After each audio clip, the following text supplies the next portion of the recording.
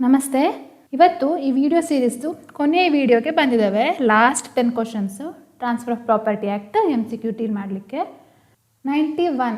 In case of gift the donee dies before acceptance, then ಇದು ಯಾವುದ್ರದ್ದು ಒಂದು gift ಆಗೋದು ಅಕ್ಸೆಪ್ಟ್ ಆಗಬೇಕು ಯಾವಾಗಲೂ.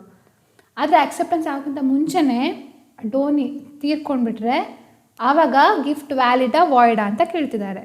ಇದು ಸೆಕ್ಷನ್ 122 ಅಲ್ಲಿ ಗಿಫ್ಟ್ ಡೆಫಿನೇಷನಲ್ಲಿ ಹೇಳ್ತಾರೆ. ಸ್ಪೆಸಿಫಿಕ್ ಆಗಿ ಹೇಳಿದ್ದಾರೆ, if the donee dies before acceptance then the gift is void. B is the correct answer. Next question ನೋಡೋಣ. The foundation of doctrine of election under TP act is that a person taking the benefit of an instrument ಏನು ಮಾಡಬೇಕು ಅಂತ ಕೇಳ್ತಾರೆ. Doctrine of election section 35 ಹೇಳ್ತಾರೆ. ಅದರಲ್ಲಿ ಏನು ಹೇಳ್ತಾರೆ ಅಂದರೆ, ಈಗ ಒಬ್ಬರು ಬೆನಿಫಿಟ್ ತೊಗೊಳ್ತಿದ್ದಾರೆ ಅಂದರೆ ಒಂದು ಇನ್ಸ್ಟ್ರೂಮೆಂಟಲ್ಲಿ ಅದರದ್ದು ಬರ್ಡನ್ ಕೂಡ ಅವರು ತೊಗೊಳ್ಬೇಕಾಗ್ತದೆ.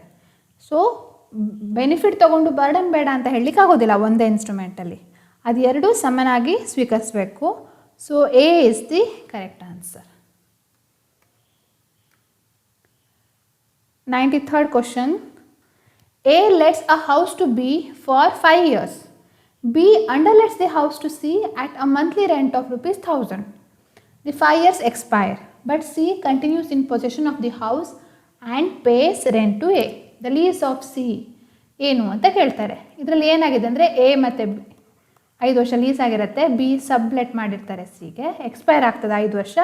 ಆದರೆ ಸಿ ಮಂತ್ಲಿ ರೆಂಟ್ ಅಥವಾ ಎಷ್ಟೋ ಕೊಡ್ತಾರೆ. ಆವಾಗ ಏನಾಗ್ತದೆ ಲೀಸ್ ಆಫ್ ಸಿ ಏನು ಅಂತ ಹೇಳ್ತಾರೆ. ಸೆಕ್ಷನ್ 116 ಹೋಲ್ಡಿಂಗ್ ಓವರ್ ಅಂತ ಹೇಳ್ತಾರೆ. ಎಕ್ಸ್ಪೈರಿ ಆದಮೇಲೂ ಸಹಿತ ಲೀಸು ಕೆಲವರು ರೆಂಟ್ ಕೊಟ್ಕೊಂಡಿರ್ತಾರಲ್ಲ, it's known as lease holding over. So ಈ ಸಿ ಅಂತ ಇರ್ತಾರಲ್ಲ, ಅವನು ಸ್ಟ್ಯಾಟ್ಯುಟರಿ ಟೆನೆಂಟ್ ಅಂತ, ಅವನಿಗೆ ಆ ಸ್ಟೇಟಸ್ ಬರುತ್ತೆ, ಸ್ಟ್ಯಾಟ್ಯುಟರಿ ಟೆನೆಂಟು. ಆ ಥರ tenancy is renewed from month to month rent ಕೊಡ್ತಾ ಹೋದಾಗೆ ಮಂತ್ ಟು ಮಂತ್ ರಿನ್ಯೂ ಆಗ್ತಾ ಹೋಗುತ್ತೆ. Section 116. And this is applicable for principle of holding over ಅಂತ ಹೇಳ್ತಾರೆ. 94th ಕ್ವಶನ್ ನೋಡೋಣ. Match the following. ಇದು ಕೂಡ ಸಿಂಪಲ್, ಆದರೆ ಸೆಕ್ಷನ್ ಕರೆಕ್ಟಾಗಿ ನಮಗೆ ಗೊತ್ತಿರಬೇಕಾಗತ್ತೆ. ಡಾಕ್ಟ್ರಿನ್ ಆಫ್ ಎಲೆಕ್ಷನ್ ಯಾವುದಕ್ಕೆ? ಸೆಕ್ಷನ್ 35 ಹೇಳಿದ್ದಾರೆ. ಸಬ್ರಗೇಷನ್ ಅದು section 92. Doctrine of holding over section 116. Waiver of forfeiture section 112. ಇದು ಯಾವುದ್ರಲ್ಲಿ ಹೇಳ್ತಾರೆ ನೋಡೋಣ. ಇದು ಫಸ್ಟ್ 1 3, ನೆಕ್ಸ್ಟ್ 1 2, ನೆಕ್ಸ್ಟ್ 1 4, ಮತ್ತು ನೆಕ್ಸ್ಟ್ 1 ಇದು ನಮಗೆ ಇಲ್ಲಿ ಎ ಅಲ್ಲಿ ಕಾಣ್ತದೆ answer. So A option is the correct answer. 95th question. A owes money to B, who transfers the debt to C. When demands the debt from A, who not having received notice of the transfer as prescribed in section 131 of the TP Act, pays B. The payment is. ಇದೇನರ್ಥ? ಇದೊಂದು ಆ್ಯಕ್ಷನಬಲ್ claim, ಅದ್ರದ್ದು ಬಗ್ಗೆ ಕೇಳುವಂಥ question. A ಬಿಗೆ debt ಉಂಟು, ಆಯಿತಾ? ಅದನ್ನೇನು ಮಾಡ್ತಾನೆ, he transfers this debt to C. Actionable claim ಅಂತ ಹೇಳಿ ಸಿಗೆ ಟ್ರಾನ್ಸ್ಫರ್ ಮಾಡ್ತಾನೆ. ಬಿ ಯಾವಾಗ ಡೆಟ್ ಡಿಮಾಂಡ್ ಮಾಡ್ತಾನೆ ಎ ಹತ್ರ, ಆವಾಗ ಏನಾಯಿತು, ಯಾಕೆಂದರೆ ಬಿಗೆ ನೋಟಿಸ್ ಬಂದಿಲ್ಲ ಇಲ್ಲಿ ಸಿಗೆ ಟ್ರಾನ್ಸ್ಫರ್ ಆಗಿದೆ ಡೆಟ್ ಅಂತ. So he will demand A to pay. A ಅಲ್ಲೇ ಪೇಮೆಂಟ್ ಮಾಡ್ತಾನೆ. ಈ ಪೇಮೆಂಟ್ ವ್ಯಾಲಿಡಾ ಅಲ್ವಾ ಅಂತ ಕೇಳ್ತಾರೆ, ಯಾಕೆಂದರೆ ನೋಟಿಸ್ ಬಂದಿಲ್ಲ ಸೆಕ್ಷನ್ 131 ಪ್ರಕಾರ. ಆ್ಯಕ್ಷನಬಲ್ ಕ್ಲೇಮ್ ಟ್ರಾನ್ಸ್ಫರ್ ಆಗಿದೆ ಅಂತ ಬಿಗೆ ಗೊತ್ತಿಲ್ಲ. ಹಾಗಿರುವಾಗ ನೋಟಿಸ್ ಗೊತ್ತಿಲ್ಲದಿದ್ರೆ ಟ್ರಾನ್ಸ್ಫರ್ ಆಗಿದ್ದು ವ್ಯಾಲಿಡ್ ಆಗುತ್ತಾ ವಾಯ್ಡ್ ಆಗುತ್ತಾ ಕೇಳಿದ್ರೆ, ಆ ಟ್ರಾನ್ಸ್ಫರು ಅದಕ್ಕೆ ಸಂಬಂಧ ಇಲ್ಲ. ಇವರು ಎದು ಟ್ರಾನ್ಸ್ಫರ್ ಮಾಡಿದ್ದು ಸಿಗೆ ಡೆಟ್ಟು ನೋಟಿಸ್ ಕೊಡಬೇಕಿತ್ತು. ಸೊ ಡೆಟ್ ಇವನಿಗೆ ಟ್ರಾನ್ಸ್ಫರ್ ಮಾಡಿದರೂ ಸಹಿತ ಈ ಪೇಮೆಂಟ್ ಏನು ಮಾಡಿರ್ತಾನಲ್ಲ ಎ ಬಿಗೆ, ಅದು ವ್ಯಾಲಿಡ್ ಆಗತ್ತೆ. So it is legal, that payment is legal. Section 130 ಹೇಳ್ತಾರೆ ಇದು, ಮತ್ತು 131 ಕೂಡ ಅಪ್ಲೈ ಆಗುತ್ತೆ ಆ್ಯಕ್ಷನಬಲ್ ಕ್ಲೇಮ್ ಬಗ್ಗೆ.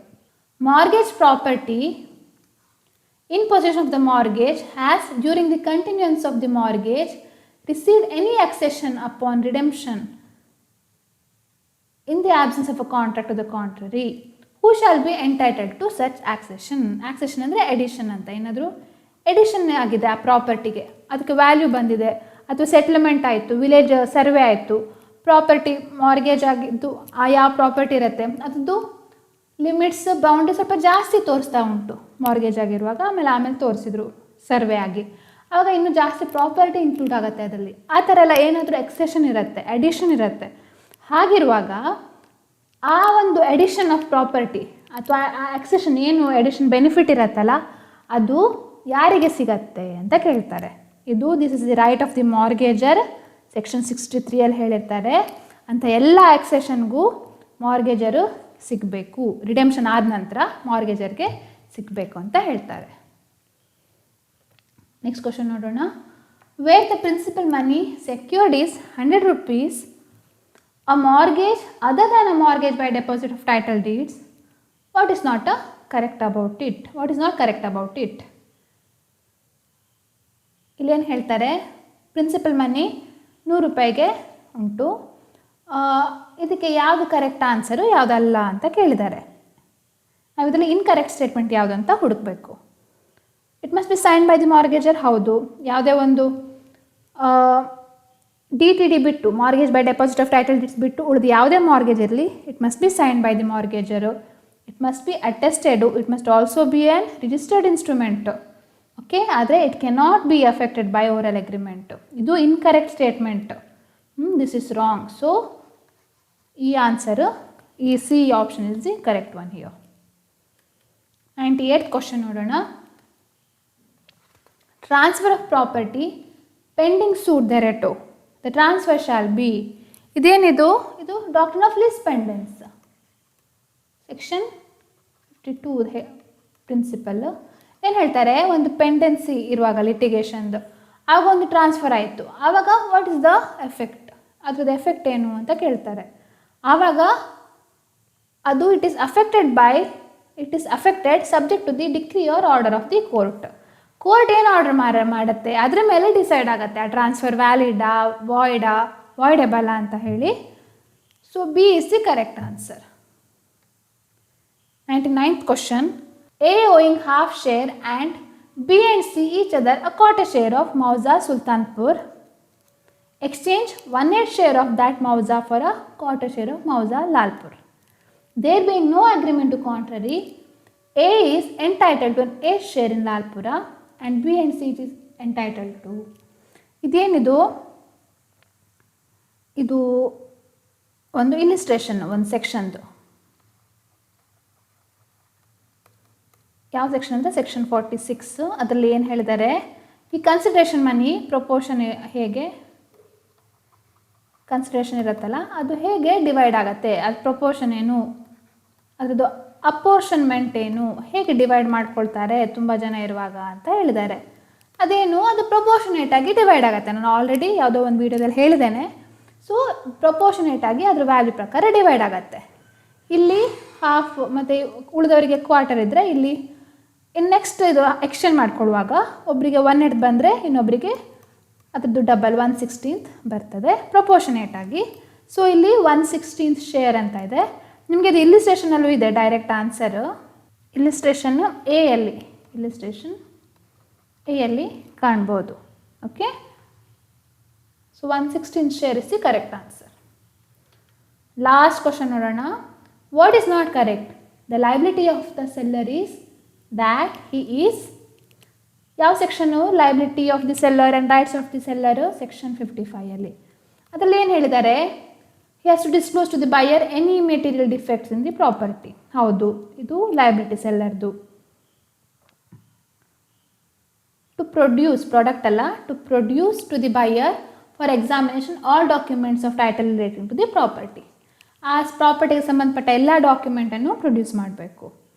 ಮತ್ತು to give position to the buyer as its nature admits, ಅದು ಪೊಸಿಷನ್ ಕೊಡಬೇಕು ಹೇಗೆ ಅಂತ ನೋಡಿಕೊಂಡು. ಇನ್ನು not to answer to the best of his information all the relevant questions put to him by the buyer in respect of title. ಆ title ಬಗ್ಗೆ ಏನಾದರೂ question ಕೇಳಿದ್ರೆ ಬೈಯರು ಅದನ್ನು ಆನ್ಸರ್ ಮಾಡಬಾರ್ದು ಅಂತ ಕೊಟ್ಟಿದ್ದಾರೆ. So this is wrong. He has to answer. Okay, ಏನು ಅವನ ಬೆಸ್ಟ್ ಇನ್ಫಾರ್ಮೇಷನ್ ಏನೇನು ನಾಲೆಜ್ ಉಂಟು, ಏನೇನು ಕ್ವಶನ್ಸ್ಗೆ ಆನ್ಸರ್ಸ್ ಇದೆ ಅದೆಲ್ಲದು ಕೂಡ ಹಿ ಹ್ಯಾಸ್ ಟು ಆನ್ಸರ್.